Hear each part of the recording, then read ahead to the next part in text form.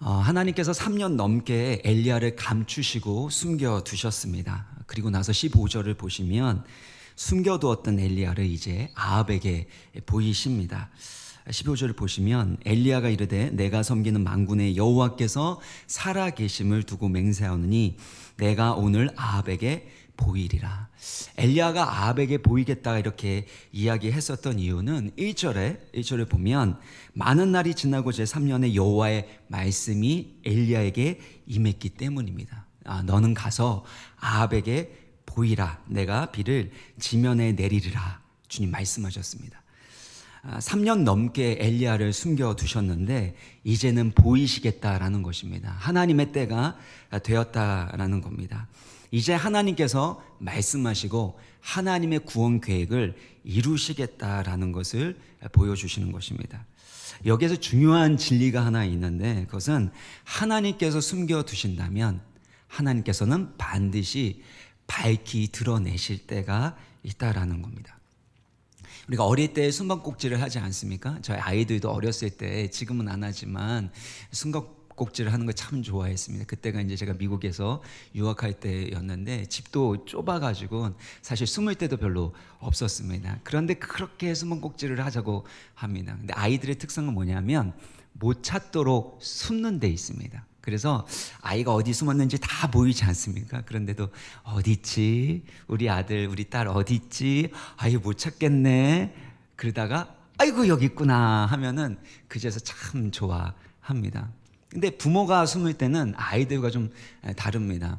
아이가 못 찾도록 숨는 게 아닙니다. 아이가 찾을 수 있도록 그렇게 숨는 것입니다. 그래서 아이가 딱 저를 찾게 되면 아빠다 하면서 어떻게 찾았지? 라고 하면 아이가 내가 찾았다고 하면서 좋아하면서 그렇게 좋아할 때 부모도 함께 기뻐하게 됩니다. 하나님께서 숨는 것도 마찬가지입니다. 뭔가를 숨기시고 심지어 하나님께서 숨으실 때는 발견되기를 원하시기 때문에 우리가 간절하게 주님을 찾아서 결국에 발견할 수 있도록 하기 위해서 숨으신다라는 것입니다. 이사야서 45장 15절을 보면 이사야 선지자가 이와 같이 이야기합니다. 구원자 이스라엘의 하나님이여 진실로 주는 어떤 하나님이에요? 스스로 숨어 계시는 하나님이시라고 말씀하고 있습니다. 우리가 신앙생활을 하게 될 때 하나님께서 숨어 계신 것 같습니다. 하나님의 뜻이 있는데 밝히 우리 가운데 보여주셔야 되는데 그 뜻을, 그 계획을 숨겨두시고 보여주지 않는 것 같습니다. 분명히 힌트도 주셨어요. 분명히 머리로는 아는 것 같아요. 그 분명히 나에게 말씀하신 것 같아요. 그런데 손에 잡히지 않고 눈에 보이지 않는 그런 때가 있다라는 것입니다. 그렇게 하나님께서 감춰두시고 또 숨겨두시는 이유는 무엇일까요? 그것은 우리를 골려먹기 위한 것이 아니라 우리를 고통스럽게 하려는 것이 아니라 결국에 하나님을 찾게 하시고 진짜 하나님이 어떤 분이신지를 발견하고 알도록 하기 위해 하신 거라는 겁니다. 그래서 이사야 45장 15절에 하나님은 스스로 숨어 계시는 하나님이다 라고 표현하면서 어떤 분이래요? 15절 다시 보시면 구원자 이스라엘의 하나님이라는 겁니다. 우리를 구원하시는 하나님께서는 때로는 숨기신다라는 것입니다. 남유다가 바벨론 제국에 의해서 멸망당하게 됩니다. 그리고 바벨론 포로로 잡혀가게 되었습니다. 그때 하나님의 얼굴이 보이지 않았습니다. 하나님의 임재와 손길이 느껴지지 않는 상황 가운데 있었습니다. 그 이유는 무엇입니까? 그들의 우상 숭배와 범죄 때문이었습니다.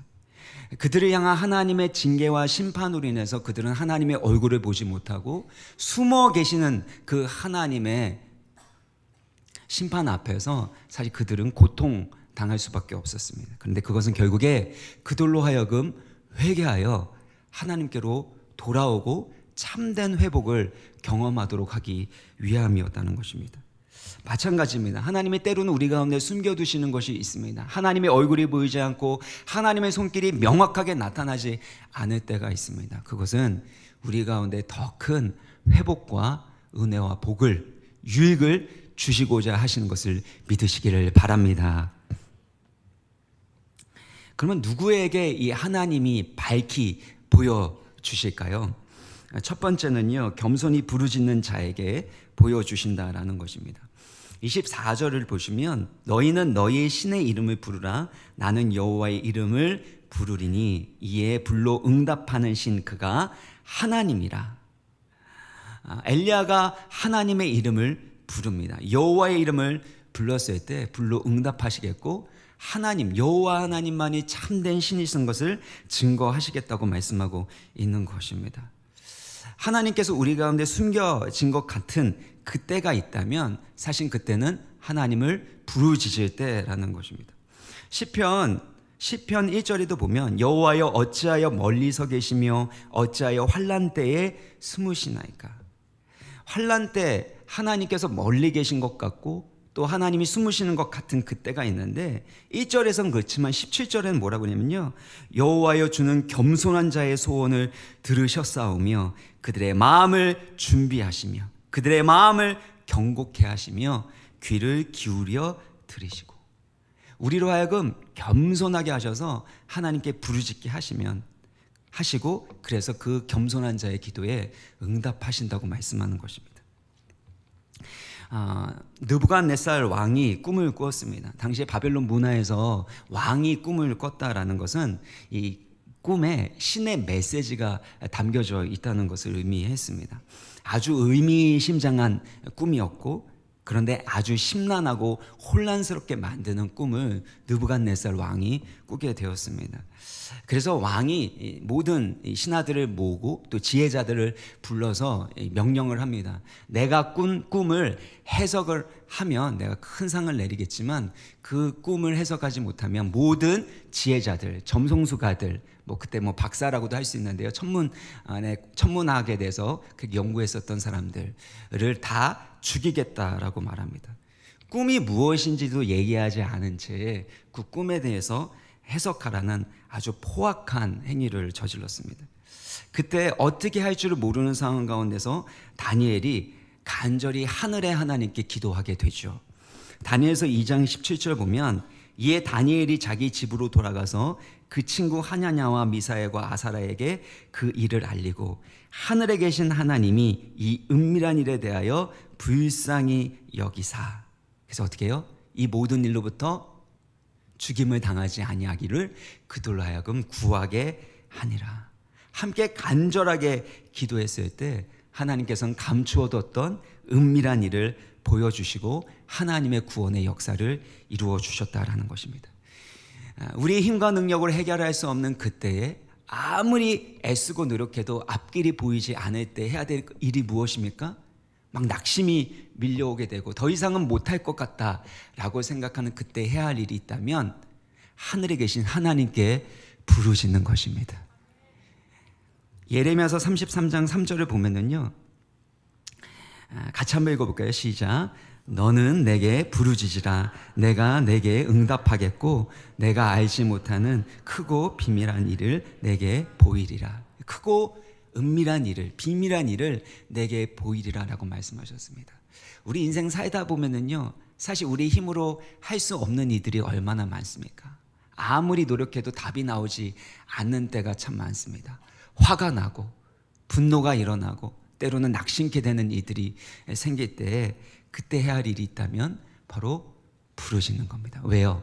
베드로가 고백한 것처럼 주님, 내가 주님을 사랑하는 줄 주님이 아십니다. 나는 모르지만 우리 주님은 다 알고 계시기 때문에 주님 앞에 엎드리고 무릎 꿇어 기도합니다. 그때 하나님께서 반드시 크고 은밀한 일을 보여주실 줄 믿습니다. 이 밤에 하나님께서 반드시 그 일을 보여주시기 주의 이름으로 축원합니다. 두 번째는요, 하나님 앞에 서 있는 자에게 보여주십니다. 하나님 앞에 서 있는 자에게 보여주세요. 15절 보면요, 엘리야가 이르되 내가 섬기는 만군의 여호와께서 살아 계심을 두고 맹세하노니, 여기서 내가 섬기는 만군의 여호와, 이건 무슨 뜻이라고 했습니까? 히브리어 원래 뜻은 여호와 앞에 서 있는 이란 뜻이었습니다. 그러니까 우리가 하나님을 섬긴다라는 건 다른 사람 앞에 서는 것이 아닙니다. 하나님 앞에 서 있는 겁니다. 다른 사람에게 잘 보이려고 하는 게 아닙니다. 하나님께 잘 보이려고 하고 다른 사람에게 인정받으려고 하는 것이 아니라 하나님께 충성하려고 할 때 그때 그를 하나님께서는 종이다라고 인정하시고 그에게 하나님의 은밀한 일을 보여주신다라는 것입니다. 하나님께서 소돔과 고모라를 멸하시고자 하실 때 그때 하나님 계획하신 그 일을 누구에게 보여주십니까? 아브라함에게 보여주십니다. 창세기 18장 17절 18절 보면 여호와께서 이르시되 내가 하려는 것을 아브라함에게 숨기겠느냐. 하나님이 하시고자 하는 이 구원의 일이에요. 심판의 일이에요. 이거를 누구에게 숨기지 않는다는 거예요? 아브라함에게는 숨길 수 없다라는 거예요. 저는 이러한 하나님의 종들로 가득한 우리 와우리 교회 되기를 주의 이름을 축원합니다. 하나님이 하시고자 하는 일이 있는데 그 일을 하려고 할 때 이걸 숨길 수 없는 그런 사람들이 되기를 참 소망합니다. 근데 왜 그러냐 하면 18절이 중요한데요. 아브라함은 강대한 나라가 되고 천하 만민은 그로 말미암아 복을 받게 될 것이 아니냐. 그러니까 아브라함을 통해서 하나님의 복이 천하 만민에게 열방에게 흘러가도록 하기 위했다라는 겁니다. 그러니까 아브라함은 하나님의 종이었고 축복의 통로였다는 것입니다. 우리가 하나님의 축복의 통로로 쓰임받게 될 때 하나님은 반드시 그의 은밀한 일, 비밀한 일을 보여주신다는 것을 여기서 알 수 있습니다.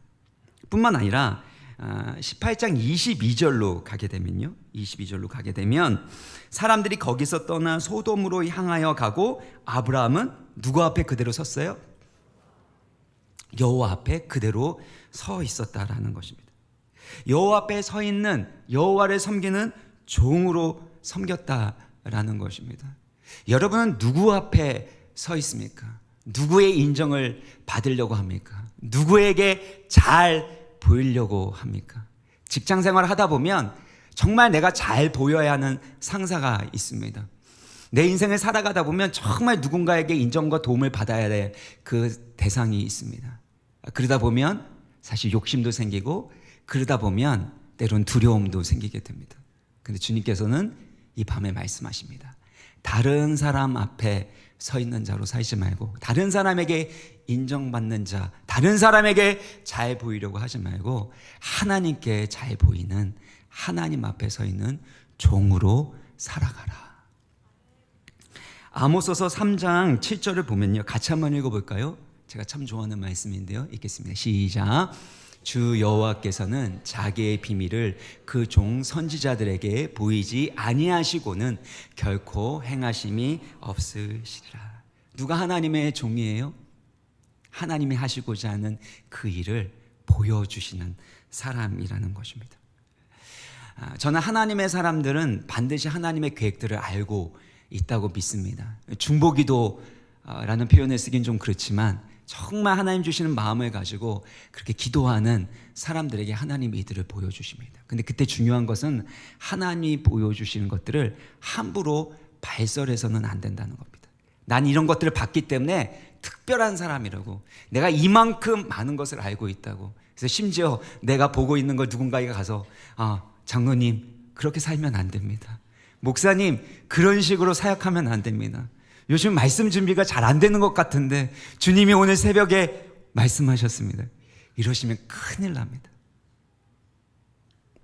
하나님이 우리 가운데 보여주시는 그것은 하나님의 뜻이 이루어질 때까지 간절하게 겸손하게 기도하라고 보여주시는 것입니다. 여러분, 예언이라는 것은 운명이 아닙니다. 변수가 있습니다. 여러분, 이 성경에 보면 참 많은 예언들이 나와 있는데요, 그 예언들 그대로 다 되던가요? 예언은요, 하나님의 심판과 징계를 상징하고 뿐만 아니라 거기에 하나님의 뜻대로 순종하고 회개했을 때는 어떻게 돼요? 회복과 구원이 있습니다. 항상 변수가 있는 겁니다. 하나님이 우리 가운데 아무리 놀랍고 귀한 것들을 보여주신다 할지라도 우리가 교만하면 오히려 우리는 끝장납니다. 그래서 사도 바울이 하나님의 신비한 삼진천에 올라가서 그 영광스러운 것들을 보았을 때 나로 하여금 자고하지 않도록 하기 위해서 나에게 사탄의 가시를 두셨다, 그렇게 말씀하지 않습니까? 마찬가지입니다. 우리가 하나님이 보여주시는 그 비밀스러운 일들, 그것들을 보는 것, 그것이 중요한 것이 아니라 겸손하게 감당하는 것, 그것이 우리 가운데 더 귀한 일인 줄 믿으시기를 바랍니다. 하나님께서는 엘리야에게 이 비밀한 일을 보여주셨고 엘리야를 통해서 하나님의 귀한 일들을 행하셨습니다. 그런데 한꺼번에 모든 것을 보여주시지는 않았다라는 겁니다. 필요한 만큼 하나님 말씀에 순종할 수 있는 만큼 보여주십니다. 이게 중요해요. 하나님의 말씀에 순종할 수 있는 만큼 보여주신다는 겁니다. 그래서 열왕기상 17장 2절 8절 또 18장 1절을 보면은요, 여호와의 말씀이 엘리야에게 임하여 라고 표현되어 있습니다. 그러니까 여호와의 말씀이 엘리야에게 임했을 때 엘리야는 움직입니다. 어떻게 움직여요? 여호와의 말씀에 순종함으로. 그랬더니 어떤 일들이 일어납니까? 17장 16절 보면 여호와께서 엘리야를 통하여 하신 말씀과 같이 이루어졌다라는 것입니다. 지금 민수기서를 묵상하고 있는데요, 이스라엘 백성들이 광야를 통과할 때에 어떻게 하나님께서 인도하시냐면 구름 기둥으로 그들을 인도하십니다. 그래서 구름이 떠오르게 되면 그 구름을 따라서 그렇게 여호와의 궤가 따라가게 되고, 여호와의 구름이 멈추게 되면 그러면 여호와의 궤도 멈추게 되고 거기에 다시금 성막을 세우는 것을 볼 수가 있습니다. 결국에 인류 최초의 내비게이션이 있었다면 그것은 하나님이 만드신 구름 기둥이라고 볼 수 있습니다. 제가 사역지를 옮겨 다닐 때는 어떤 중요한 결정을 할 때마다 항상 주님은 구름을 떠올리는 그 일들을 통해서 사인을 주셔서 인도하셨습니다.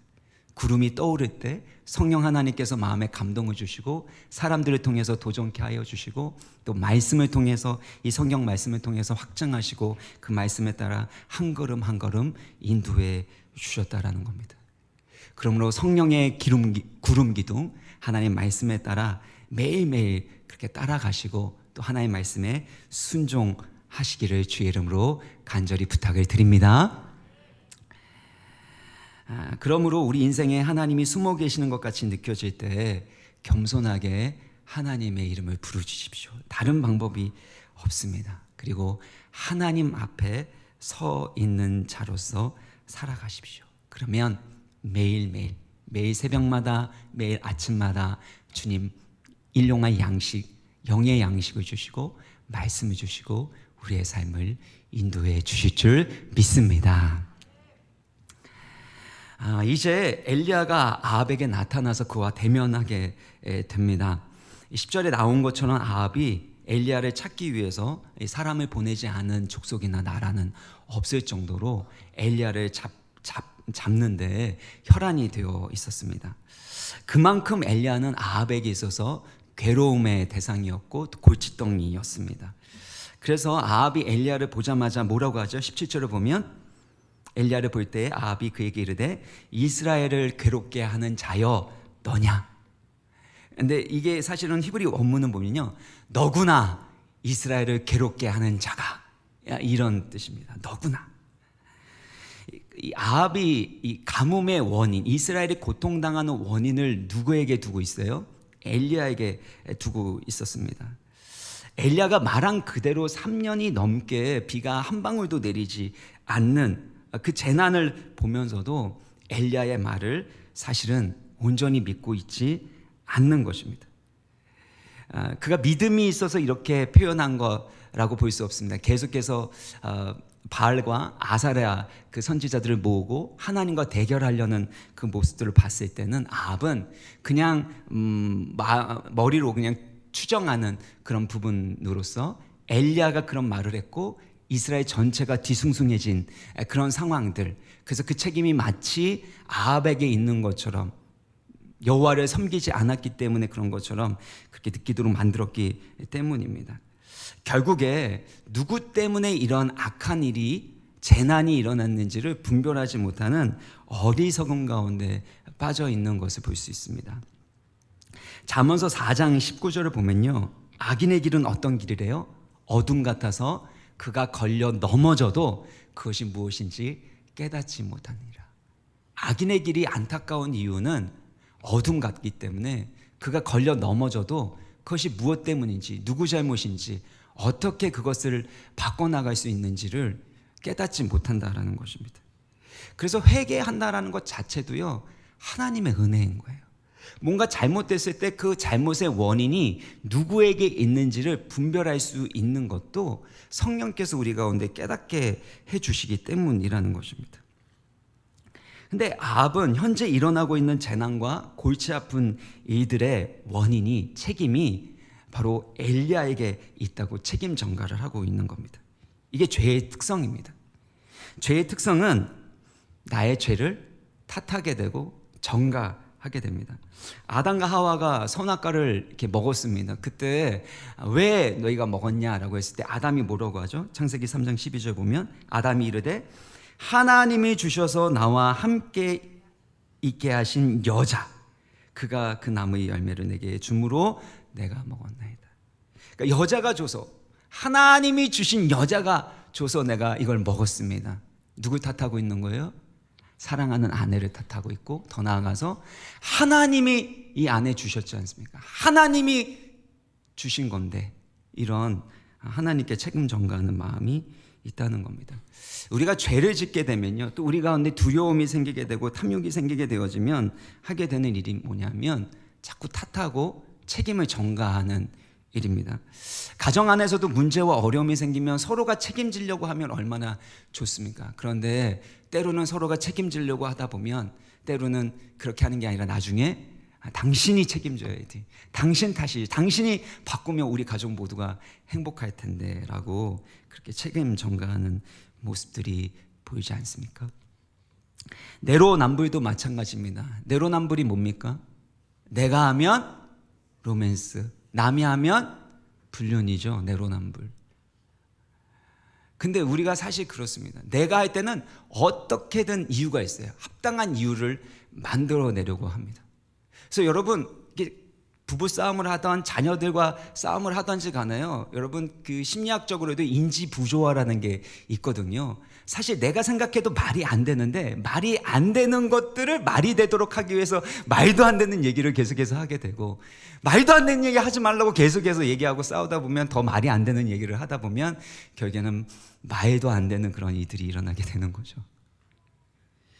말을 하다 보니까 이렇게 말이 나왔는데, 하여튼 우리 인간이라는 게 어떻게든 합리화하고 정당화하기에 빠른 사람들입니다. 그래서 분노의 정당성이 있는 거예요. 내가 화내는 이유는 이것이야 라고 하면서 화를 내고, 그러다 보면 나중에 더 큰 상처를 일으키게 되는 일들이 일어납니다. 그래서 사실은 문제 해결을 위해서는 먼저 책임지려는 마음이 필요합니다.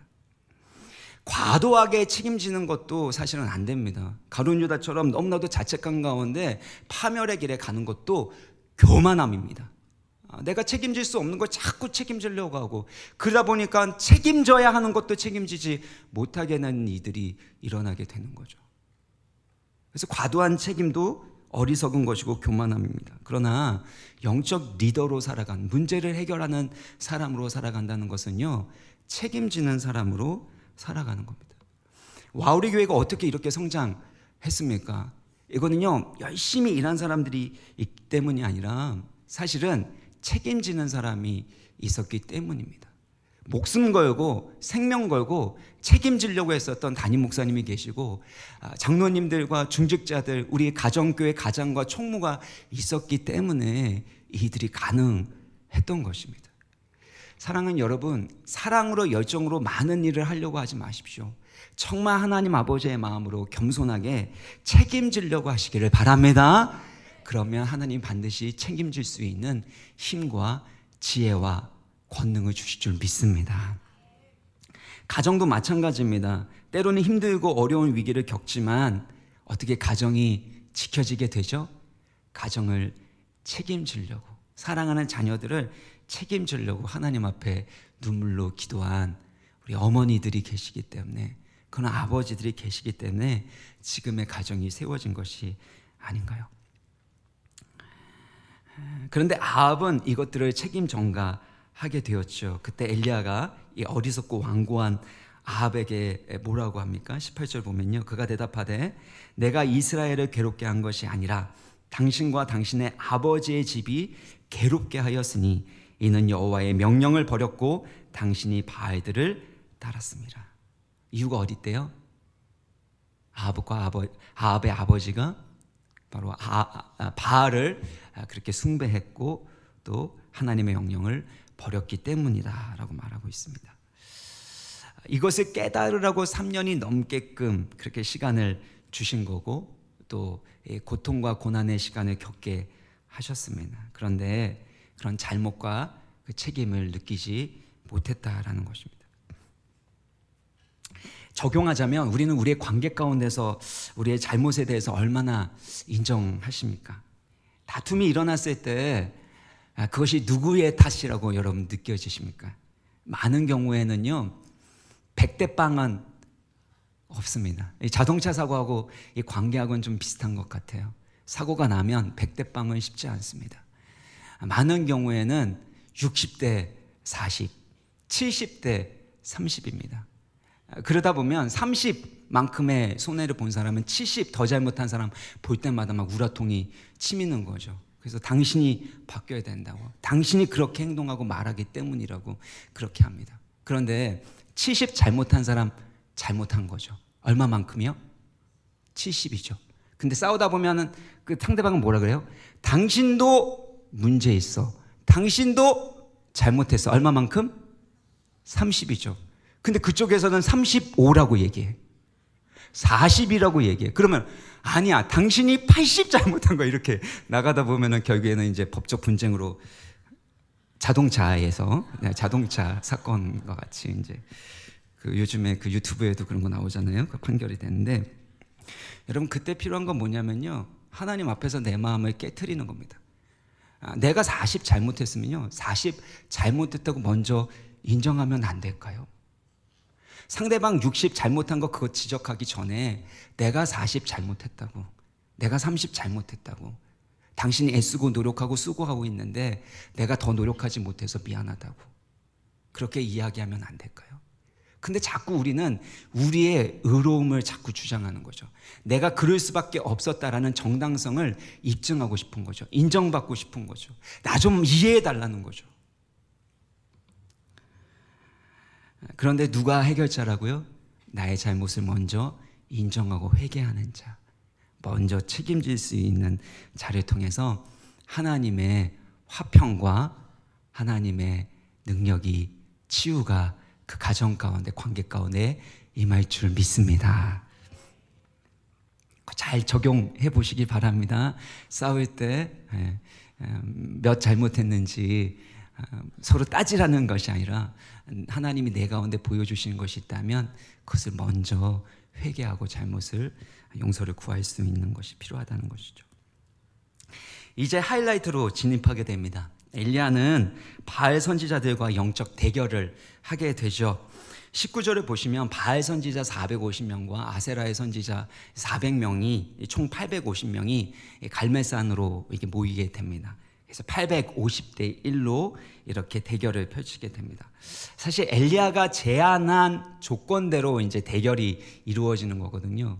그러니까 엘리야 입장에서는 홈그라운드로 이렇게 딱 시작될 수 있는데 홈그라운드의 이점을 아합이 아주 너그럽게 허락해 주는 것처럼 보입니다. 그 이유가 궁금하지 않으세요? 궁금하지 않아도 할 겁니다. 첫 번째는요, 숫자 차이에 있습니다. 850대 1인 거죠. 예수님 당시에 제사장의 숫자가 약 한 480명 정도, 예수님 당시에 한 제사장이 480명 정도 되었다고 합니다. 그런데 엘리야 시대 때는 바알과 아세라 선지자만 해도 850명이었고 그들이 이세벨, 아합의 그 식탁에서 함께 먹었다고 하니까 얼마만큼 이스라엘이 영적으로 부패하고 또 타락했는지를 우리는 추정할 수 있습니다. 그러니까 850대 1, 이거는 상대가 안 되는 거죠. 이미 대세는 바알 숭배로 넘어갔기 때문에 아합이 안심할 수 있었던 것 같습니다. 근데 바알의 특성을 좀 잘 살펴볼 필요가 있습니다. 이 바알이라는 이름의 뜻이, 이 바알이라는 것이 왕, 주인, 뭐 소유자 뭐 이런 뜻입니다. 그러니까 하나님도 왕이시고 또 여호와도 주님으로 불렸기 때문에 둘 다 주인으로 여겨졌으니까 이스라엘 백성들 안에서도 아합 왕에게는 헷갈리는 부분들이 생긴 거죠. 그리고 바알 숭배가 어디에서 주로 일어났냐면 산당이었습니다. 영어로는 하이 플레이스인데요, 높은 곳, 산당에서 바알 숭배 제사 의식이 행해졌다는 겁니다. 그러니까 갈멜산으로 올라가는 것 너무나도 좋은 조건이었던 거죠. 그리고 바알은 이 형상이 여러 가지로 되어 있는데 그 중에 하나가 번개를 붙잡고 있는 그 형상이 있습니다. 그래서 바알이 번개의 신, 폭풍의 신으로 여겨졌습니다. 그리스 신화로 따지면 제우스를 상징하면 생각하시면 됩니다. 그러니까 번개도 내리고, 번개를 내린 건 뭐예요? 불도 내릴 수 있는 거고 또 비도 내릴 수 있는 신이 바로 바알이었습니다. 그러니까 아주 하나님하고 비슷하게 만들어 놓은 구석들이 있었던 것이죠. 무엇보다도 기근이 오기 전에 아합과 그의 아버지 오므리는 북극 강병을 이루고 있었습니다. 바알 숭배를 하고 있을 때 초장부터 고난과 어려움이 생겼으면은 그러면 어쩌면 버렸을지도 모르겠어요. 그런데 바알 숭배를 하고 있는데도 여전히 나라가 부강하고 아주 강력했습니다. 이제 문제가 생겼지만 아직은 살만한 거죠. 그러니까 어느 정도 고통은 있지만 현재 내가 하고 있는 이 죄악된 행위를 버리고 싶을 만큼 고통스러운 것은 아니었던 것입니다. 우리도 마찬가지입니다. 언제 그 죄악들을 버리게 되죠? 언제 잘못된 습관을 바꾸려고 노력하게 됩니까? 정말 좋은 사람을 만나게 되고 좋은 사람에게 영향을 받게 되면 사실은 변화됩니다. 그런데 또 하나는요, 고난이 왔을 때예요. 고통이 왔을 때예요. 그래서 더 이상은 이 방식으로 살아갈 수 없다라고 생각하게 될 때, 그때 우리의 잘못된 행실과 습관들을 바꾸게 되는 것입니다. 그래서 우리 인생 가운데 찾아오게 되는 고난들, 때로는 화가 나는 일들, 내 힘과 능력으로 할 수 없는 그 일들은 오히려 우리 가운데 유익한 일이 될 수 있는 것입니다. 하나님의 말씀이 깨달아질 수 있고 우리의 잘못된 행위를 버릴 수 있기 때문입니다. 그래서 시편 저자는 뭐라고 합니까? 내가 고난받는 것이 유익이라, 이로 말미암아 주의 율례를 배우게 되었다라고 고백하게 됩니다. 그런데 고난이 왔을 때 죄를 깨닫고 잘못된 행실을 버리고 잘못된 습관들을 바꿔나가야 되는데 그때 오히려 삐뚤어지는 마음을 품는 경우가 참으로 많다는 겁니다. 더 이상 나는 못하겠다라고 그렇게 마음이 삐뚤어질 때가 있다는 것입니다. 그러면 안 됩니다. 하나님이 우리 가운데 허락하신 모든 일 가운데는 하나님의 더 높은 계획과 뜻이 있는 줄 믿으시기를 바랍니다. 하나님의 섭리 가운데 버릴 만한 것은 아무것도 없습니다. 아무리 불편하고 힘든 상황에 있지라도 그 과정을 통해, 주일 설교 때 말씀드리겠지만 그 과정을 통해서 하나님은 반드시 우리를 하나님의 사람으로 빚어 나가심을 믿으시기를 바랍니다. 이렇게 바알 숭배가 일어났는데 오늘날에도 이 바알 숭배가 있다라는 사실입니다. 앞서 살펴본 대로 바알은 번개를 잡고 있는 번개의 신, 폭풍의 신입니다. 비를 내려주고 풍요를 가져다주는 풍요의 신, 번영의 신이라고 할 수 있습니다. 사람과 가축 새끼를 많이 낳게 해주는 다산과 생산의 신이라고도 할 수 있습니다. 그래서 이 바알의 또 다른 이미지가 뭐냐면 황소였습니다. 소와 황소의 이미지를 가지고 그걸 가지고 그림도 그리고 또 동상도 만들고 그런 일들을 했었는데요. 오늘날 21세기의 바알은 무엇일까요? 물질 만능주의, 황금 만능주의라고 할 수 있습니다. 돈, 재물이면 된다라는 거죠. 돈, 재물이 최고의 가치고 모든 것의 판단의 기준이 되는 것입니다. 이 흥미로운 것은요, 이 세계 금융이 집결해져 있는 뉴욕 월스트리트, 거길 보면은요, 여러분 보시면 알겠지만 황소의 그러니까 청동으로 만든 그 황소가 이렇게 있습니다. 여러분 보셨어요? 이거 제가 사진을 준비한다는 걸 그래서 거기를 가면 사람들이 그걸 보면서 이제 사진을 계속해서 찍는 것을 볼 수가 있는데, 이건 앞서 말씀드린 풍요의 신 바알을 상징하는 겁니다. 황소의 생명력과 번식력으로 인해서 좋은 투자가 있을 것을 주술적으로 믿고 있는 그 마음에서 이것들을 만들어 놓은 겁니다. 그리고 2016년에는요 뉴욕 타임스퀘어 광장에 이 바알 신전을 세우려고 했었습니다. 그래서 그 계획이 기독교계에 나가게 되고, 그래서 미국 교회와 또 그리스도인들이 강하게 반대하고 항의하고 또 기도하면서 그것들이 폐지가 되었는데요. 월스트리트 그 앞에 세워진 이 황소 동상, 이 바알이 있는 것처럼 오늘날도 이 물질과 번영이 사실 바알이라고 할 수 있습니다. 어렸을 때나 지금도 마찬가지입니다. 누가 잘 사는 사람입니까? 제가 초등학교 다닐 때 어느 집에 갔는데 진짜 마당도 넓고 진짜 잘 살더라고요. 그래서 엄마 진짜 걔 잘 살더라. 근데 잘 사는 거의 기준이 뭐였습니까? 돈이 많으면, 부유하면 잘 사는 겁니다. 누가 신앙생활을 잘하고 있는 거죠? 재정적으로 넉넉하고 많은 것을 줄 수 있으면 그러면 신앙생활을 잘하는 걸까요? 하나님이 주신 은사를 따라서 그렇게 섬기는 사람도 필요합니다. 그러나 물질 그 자체가 우리 신앙의 척도라고 볼 수는 없는 것입니다. 진짜 잘 산다라는 것은 무엇일까요? 우리의 영혼이 하나님을 사랑하고 예수님 한 분만으로 만족할 수 있는 것. 주님이 주신 그 사명을 기쁨으로, 감사함으로, 사랑으로 감당할 수 있는 것. 그게 진정한 행복이고 잘 사는 것인 줄 믿습니다. 그래서 요한일서 2서에 보면 3서죠. 내 영혼이 잘된 같이 범사에 잘되고 강건하기를 원하노라. 영혼에 잘된 같이 범사에 잘되고 강건하시기를 바랍니다. 예수님께서 재물과 하나님을 겸하여 섬길 수 없다고 했습니다. 하나님의 경쟁자가 누구예요? 재물입니다. 재물은 만몬입니다. 만몬은 재물을 의인화한 것이고 영적인 힘을 가지고 있는 존재로 묘사하고 있습니다. 그래서 돈은 결단코 가치 중립적인 존재가 아닙니다. 그냥 단순한 화폐가 아닙니다. 욕심이 있고 또 부패한 우리 인간은요, 다 이 돈 앞에서는 중립적으로 행동할 수가 없는 거예요. 그래서 예수님께서는 불의의 재물로 친구를 사귀라라고 말씀하는 거예요. 화폐 그 자체는 중립적이지만 돈을 대하는 인간 때문에 돈은 결단코 의로울 수 없고 불의한 재물일 수밖에 없다는 것을 간접적으로 보여주는 것입니다.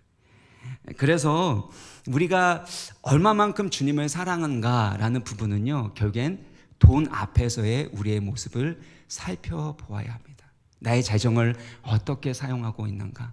재물에 대한 나의 태도는 어떤가? 가난한 사람들에 대한 나의 태도는 어떤가라는 것이 하나님에 대한 나의 마음과 나의 태도라는 것입니다. 두 번째는요, 세상의 음란한 문화가 바알입니다. 바알 숭배에서 빠지지 않는 것이 있었는데, 그것은 바알 숭배 그 사제들과 또 참여자들이 음란한 행위를 하는 아주 지저분한 종교 의식을 하는 것이었습니다. 신을 흥분시켜서 그들이 원하는 번영과 복을 받으려고 그렇게 음란한 종교 의식을 행했습니다. 그러니까 합법적으로 종교적인 의식으로 세상의 쾌락, 육체적인 쾌락을 즐길 수 있었기 때문에 바로 이 바알 숭배는 이스라엘에게 더 쉽게, 더 활발하게 유행처럼 퍼져나가게 된 겁니다. 오늘날 대한민국을 음란 공화국이라고 표현합니다. 뉴스 미디어를 통해서 접하는 것처럼 정말로 많은 성추행과 성범죄 또 음란물들이 끊임없이 쏟아져 나오고 그것이 뉴스화되어서 나오는 것을 볼 수가 있습니다. 구체적으로 말하지 않아도 다 알고 있습니다. 오늘날 우리 대한민국을 점령하고 있는 것이 바로 바알이고 아세라라는 겁니다. 요한일서 2장 16절도 보면요, 세상에 있는 모든 것은 육신의 정욕과 안목의 정욕과 이생의 자랑이니 다 아버지께로부터 온 것이 아니요 세상으로부터 온 것이라. 세상에 있는 것이 무엇이라고요? 육신의 정욕과 안목의 정욕과 이생의 자랑이라는 겁니다. 이 모든 것은 하나님 아버지로부터 온 것이 아니라 바로 세상으로부터 온 것이라는 것입니다. 그 밖에도 우리에게는 계속해서 우리를 유혹하는 바알, 우상이 있습니다. 우상은 무엇입니까? 하나님보다 더 사랑하고 의지하는 대상. 하나님보다 더 사랑하고 의지하는 대상이 바로 우상입니다. 하나님이 아닌 다른 것에 우리의 소망을 두고 기쁨을 두고 있는 것, 내가 그것 때문에 살아간다 라고 고백하게 되는 것, 그것이 바로 우상입니다. 그래서 우상은요, 나쁜 게 아닙니다. 우상은 좋은 것들이에요. 우리가 좋아하고 사랑하고 기뻐하는 것들입니다. 재물, 성적인 것, 성공, 사랑하는 사람, 배우자, 자녀들, 사회적인 지위들, 명예, 권력, 이 모든 것 다 나쁜 거 아닙니다. 잘 쓰면 좋은 것이 됩니다. 그런데 하나님보다 더 사랑하고 의지하면, 하나님보다 더 기쁨으로 여기고 소망을 두게 되면 우상이 됩니다. 우상이 되면 어떻게 될까요? 참된 신이 아니기 때문에 내가 원하는 것을 얻지 못합니다. 28절을 보시겠어요? 바알의 선지자 450명이요, 바알을 막 부르짖으면서 큰 소리로 부르고 그들의 규례를 따라서 피가 흐르기까지 칼과 창으로 그들의 몸을 막 상하게 합니다. 내 몸을 상하게 해서라도 바알을 흥분시켜서 바알의 마음을 달래서 내가 원하는 것을 얻어내려고 하는 것이죠. 이런 모습들이 우리 가운데 참 많죠. 내가 원하는 뭔가를 얻기 위해서 스스로 때로는 해야 하는 일, 상대방을 해야 하는 일까지 하게 됩니다. 자녀 잘 키우겠다고, 공부 잘 시키겠다고 하는 과정 가운데 사실 우리가 자녀에게 주는 상처들이 있지 않습니까? 그렇게 애쓰고 노력하는데 오히려 잘 되는 것처럼 보이는데 나중에는 내가 원하는 것을 얻지 못합니다. 그리고 더 나아가서 우상이기 때문에 고통과 괴로움이 찾아올 수밖에 없습니다. 왜 그럴까요? 우상은 하나님이 진노하시는 대상이기 때문입니다. 하나님이 진노하시는 대상인 우상은 결국엔 고통과 괴로움을 겪게 되는 거죠. 그것들을 경험하게 되고 우리의 우상이 무엇인지를 깨닫게 되는 과정이 신앙생활인 것 같습니다. 예를 들면 우리가 하나님보다 성공을 더 사랑하게 되잖아요. 그 성공 때문에 때로는 고통하게 되고, 그리고 두려워하게 되고, 근심하고 걱정하게 되고, 관계가 깨지는 일들을 경험하게 됩니다. 만약에 사랑하는 사람, 심지어 배우자가 여러분의 우상이 되잖아요. 그 배우자는 결단코 여러분이 원하는 것을 주지 않습니다. 몇 번은 주겠지만 언젠가는 실망시키게 되어 있습니다. 왜냐하면 하나님만이 주실 수 있는 것을 배우자에게 기대하기 때문입니다. 자녀를 키울 때도 마찬가지입니다. 하나님이 자녀를 통해서 주실 수 있는 것을 자녀를 통해서 직접적으로 받으려고 하면 그러면 우상이 돼요. 그러면 자녀가 나에게 그토록 기쁨이 없고 그렇게 나에게 소망과 또 내 삶에 어떻게 살아가는 이유처럼 느껴졌는데 어느 순간에는 그 때문에 너무나도 괴롭고 힘든 것을 경험하게 됩니다. 다 왜 그래요? 우상이 되기 때문입니다. 그래서 하나님이 주신 선물들을 우상으로 섬기지 않아야 됩니다. 여러분에게 때로는 말하지 못할 두려움과 힘든 일들이 일어납니까? 때로는 낙심과 절망이 생깁니까? 그것을 통해서 여러분의 우상이 드러나기 시작하는 겁니다.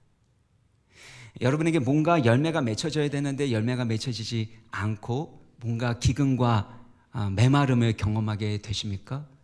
하나님이 여러분 가운데 무엇이 우상인지를 보여주시는 것입니다. 그러므로 하나님보다 더 사랑하고 의지하는 것이 있다면 그것들을 회개하고 청산하고 하나님 더 예배하시고 하나님 더 사랑하시기를 주의 이름으로 축원합니다. 진짜 예수님 한 분만으로 만족할 수 있는 그때가 가장 행복한 것 같아요. 근데 그 마음 주십니다. 아멘. 네. 사랑하는 여러분, 사랑하는 남편보다, 사랑하는 아내보다, 사랑하는 자녀보다 우리 예수님 더 사랑하시길 바랍니다. 돈보다 성공보다 사람들에게 인정받는 것보다 주님 더 사랑하시고 주님께 칭찬받는 그런 주님의 자녀들 되시기를 간절히 바랍니다. 이제 마지막으로 가는데요. 21절을 보시면 엘리야가 모든 백성에게 가까이 나아가 이르되 너희가 어느 때까지 둘 사이에서 머뭇머뭇하려느냐. 여기서 머뭇머뭇한다, 머뭇거리다라는 것은 히브리어 단어로의 그 원뜻은 절뚝거리다라는 뜻을 가지고 있습니다. 그러니까 절뚝거리고 비틀거리는 그런 모습들을 보여주고 있는 거죠. 여호와가 만일 하나님이면 그를 따르고 바알이 만일 하나님이면 그를 따를지니라 하니 백성이 말 한마디도 대답하지 아니하는지라. 여기에서 중요한 것은요, 이스라엘 백성들이 하나님도 섬겼고 바알도 섬겼다라는 겁니다. 혼합주의입니다. 신앙에서 가장 큰 문제는요, 혼합주의입니다. 두 마음을 품는 겁니다. 두 사이에서 머뭇머뭇거리는 겁니다. 하나님도 섬기고 바알도 섬깁니다. 하나님도 사랑하고 세상도 사랑하는 것입니다. 하나님도 섬기고 만몬도 섬기는 것입니다. 이게 기독교 신앙인으로서 가장 안타까운 것입니다.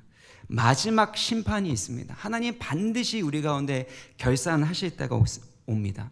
만복의 근원 되시는 분이 하나님이십니다. 생사화복의 주관자가 하나님이십니다. 머리로는 알고 있는데, 그런데 우리의 마음과 우리의 행동으로는 두 사이에서 머뭇거릴 때가 참 많다라는 것입니다. 하나님 나라의 신령한 복을 풍성하게 누리지 못합니다. 큰 믿음으로 산을 옮기는 능력과 생명사역에 쓰임받지 못합니다. 왜요? 두 사이에서 머뭇거리니까. 또 세상 사람들처럼 그렇게 마음껏 놀지도 못합니다. 여러분 이 자리에 오신 것만 해도 진짜 하나님 여러분 사랑하시는 겁니다. 다른 사람들은 저기 또 세상 즐거움이나 이런 데 갔는데 여러분 이 자리에 오셨던 것만으로도 사실은 정말 하나님 사랑하신다는 건데요. 그런데 우리가 이러지도 못하고 저러지도 못하는 상황 가운데 있을 때는 사실은 진짜 주님이 맺기 원하시는 그 풍성한 열매는 맺지 못하게 됩니다. 이게 머뭇머뭇거리는 신앙의 모습이에요. 누가복음 8장 14절 보면 가시떨기에 떨어졌다라는 것, 이걸로 표현하는데 말씀을 들었습니다. 근데 지내는 중에 어떻게 돼요? 이생의 염려. 마태복음 13장에 보면 세상의 염려라고 되어 있고, 그 다음에 재물, 향락의 기운이 막혀서 온전히 결실하지 못하는 자요. 세상의 염려와 재물의 유혹과 세상의 쾌락에 사로잡혀서 온전히 열매 맺는 데 이르지 못한다라는 겁니다. 이 정도만 해도 괜찮은 거 아닐까요? 라고 생각할 수 있지만 사실은 그렇지 않습니다.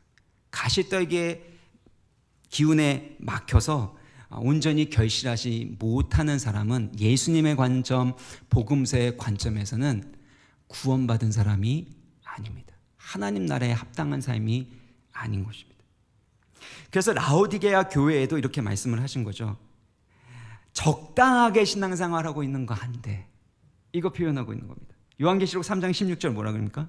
내가 이같이 미지근하여 뜨겁지도 아니하고 차지도 아니하니 어떻게 하신대요? 내 입에서 너를 토하여 버리라. 우리는 이 정도 하면, 적당하게 하면 된다고 생각하지 않습니까? 그래서 지나치게 하지 않으려고, 그래서 이 정도만, 그래도 뜨끈미지근한 그 정도만 해도 된다고 생각하지만 그렇지 않습니다. 가장 심각한 것은 미지근한 것입니다. 사랑하는 여러분, 회색지대는 없습니다. 적당한 것은 없습니다. 하나님과 바알, 하나님과 세상을 겸하여 섬길 수는 없다고 말씀합니다. 둘 중에 하나를 선택하라고 말씀합니다. 이 밤에 여러분은 무엇을 선택하시겠습니까? 우리 여호와 하나님만이 참된 하나님이시고 만복의 근원 되시는 줄 믿습니다. 예수님 한 분만으로 만족하고 예수님이 주시는 그 생명력과 성령의 권능으로 살아가시기를 주의 이름으로 축원합니다.